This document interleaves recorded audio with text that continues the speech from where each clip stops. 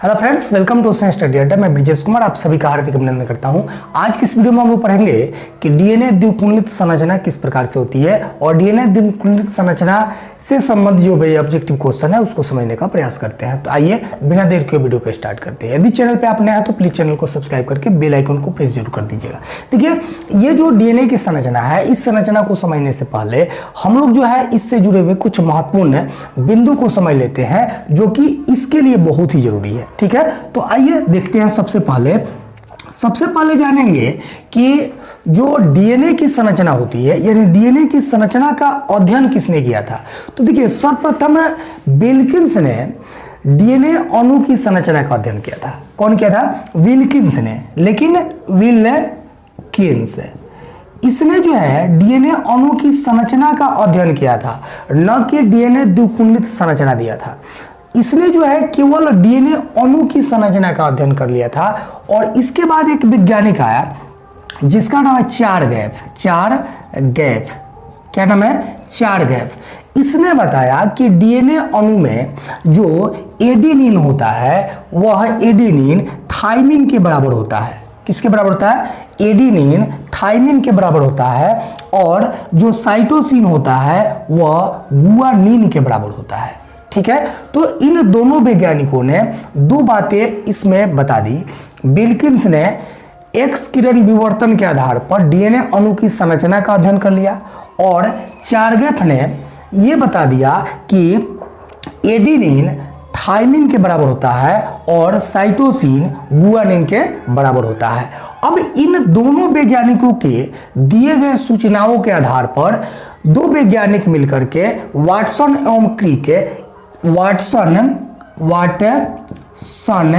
एवं क्रिके इन दोनों वैज्ञानिकों ने मिलकर के इन्हीं दोनों वैज्ञानिकों के दी गई सूचनाओं के आधार पर डीएनए द्विकुंडलित संरचना को प्रस्तुत कर दिया, मॉडल तैयार कर दिया। कब तैयार किया? 1953 में। ठीक है, और इन्हीं द्विकुंडलित संरचना के लिए इन वैज्ञानिकों को 1962 में नोबेल पुरस्कार भी प्राप्त हो गया। तो ये कुछ बेसिक जानकारी थी जो डीएनए द्विकुंडलित संरचना से थी। ठीक है, एक चीज आप यहां एक चीज और ध्यान में रखेंगे कि ये एडेनिन और थाइमिन, साइटोसिन और गुआनिन है क्या। तो देखिए, एडेनिन और गुआनिन, सबसे पहले तो आप ये ध्यान रखें कि जो नाइट्रोजनी बेस होते हैं, पिछले वीडियो में हम आपको बताए थे कि जो नाइट्रोजनी बेस होते हैं वो दो प्रकार के होते हैं। कितने प्रकार के होते हैं? एक होता है प्यूरिन और दूसरा होता है पाइरीमिडीन।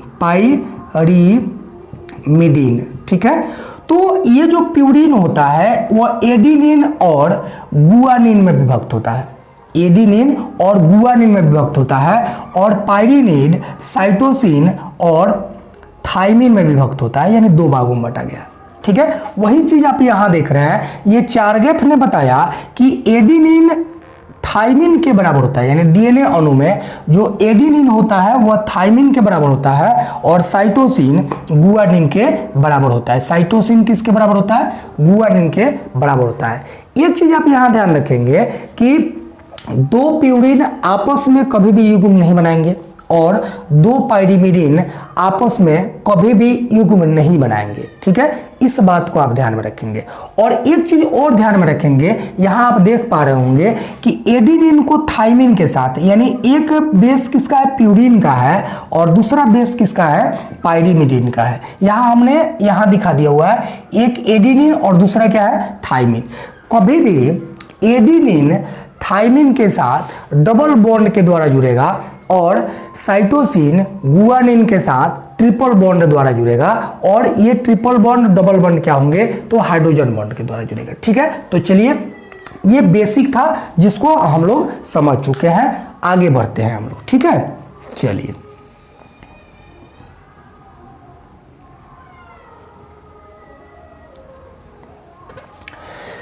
अब हम लोग ये चीज समझ चुके हैं कि डीएनए डबल हेलिक्स यानी डीएनए द्विकुंडलित संरचना का सफल मॉडल प्रस्तुत करने का श्रेय वाटसन एवं क्रिक को दिया जाता है, जिन्होंने विल्किंस एवं चार्गेफ के दिए गए सूचनाओं के आधार पर 1953 में इस सफल मॉडल को प्रस्तुत कर दिया, जिसके लिए उन्हें 1962 में नोबेल पुरस्कार प्राप्त हुआ।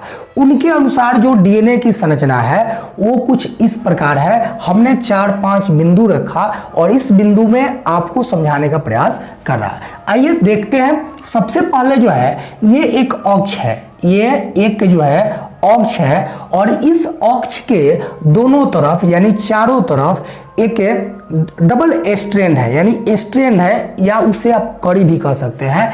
जैसा कि मैंने आपको पहला पॉइंट में दिया कि डीएनए अणु में 2 पूरक न्यूक्लियोटाइड्स, इसमें डीएनए अणु में 2 पूरक न्यूक्लियोटाइड्स एक दूसरे के प्रति समानांतर एक उभयनिष्ठ अक्ष पर, इसमें उभयनिष्ठ अक्ष क्या है, ये जो सामने आप दिखाई दे रहा हुआ ये एक उभयनिष्ठ अक्ष है। उभयनिष्ठ अक्ष के चारों ओर से क्या है, कुंडलित है।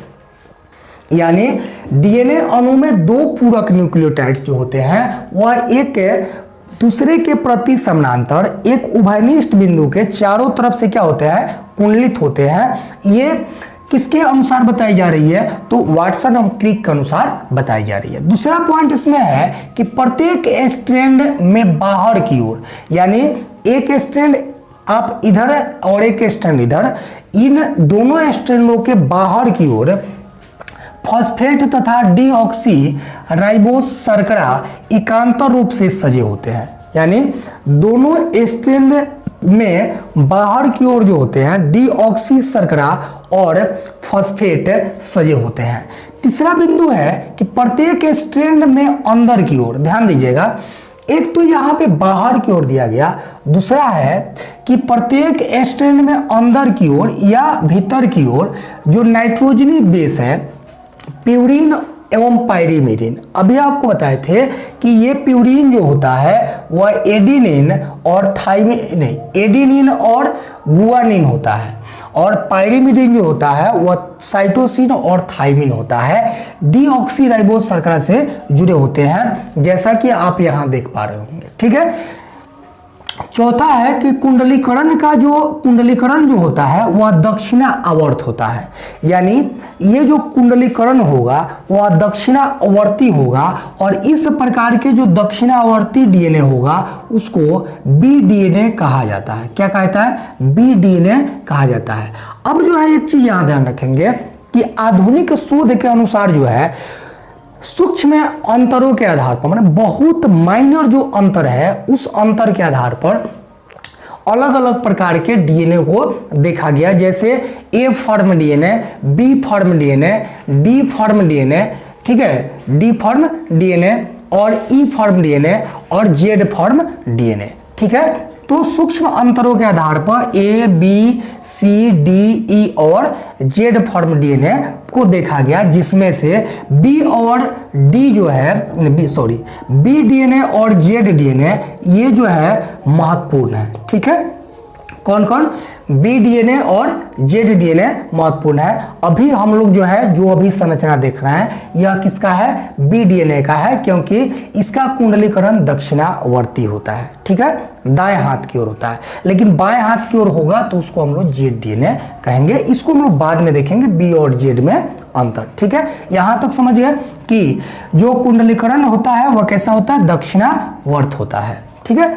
अगला कि कुंडली का एक पूर्ण जो घुमाव होता है वह 34 एंगस्ट्रॉन में पूरा होता है। ये एंगस्ट्रॉन का सिंबल है, 34 एंगस्ट्रॉन में पूरा होता है और एक एंगस्ट्रॉन में यानी कि 34 एंगस्ट्रॉन में पूरा होता है और एक इसके पूर्ण घुमाव में 10 न्यूक्लियोटाइड्स होते हैं। ध्यान से समझिएगा, इसका जो एक पूर्ण घुमाव होगा वह 34 एंगस्ट्रॉन में पूरा होगा। कितने एंगस्ट्रॉन में पूरा होगा, 34 एंगस्ट्रॉन में पूरा होगा और इस एक घुमाव में न्यूक्लियोटाइड्स कितने होंगे, तो 10 न्यूक्लियोटाइड्स होंगे।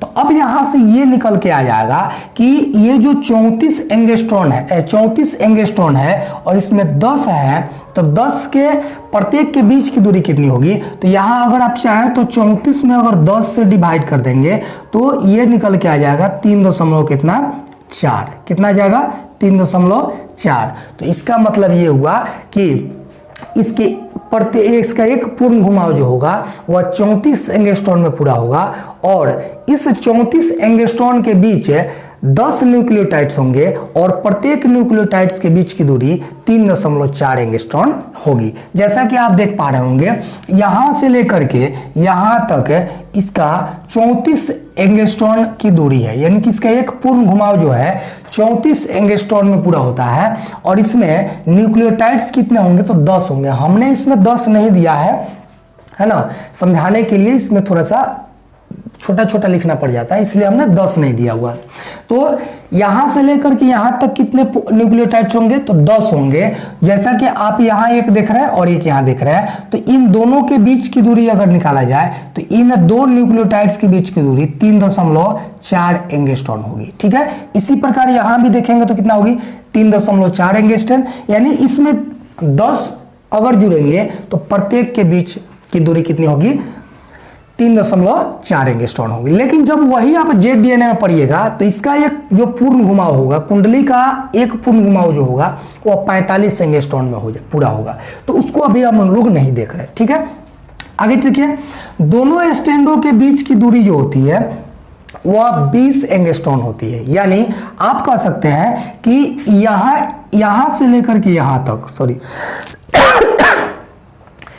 यहां से लेकर के यहां तक के बीच की दूरी होती है वह 20 एंगस्ट्रॉन होती है। या इसको इस प्रकार से पूछा जा सकता है कि डीएनए का व्यास कितना होता है तो 20 एंगस्ट्रॉन होता है। ठीक है, यानी एक स्ट्रैंड से दूसरे स्ट्रैंड के बीच की दूरी जो होती है वह 20 एंगस्ट्रॉन होती है। तो इस प्रकार से डीएनए की संरचना होती है।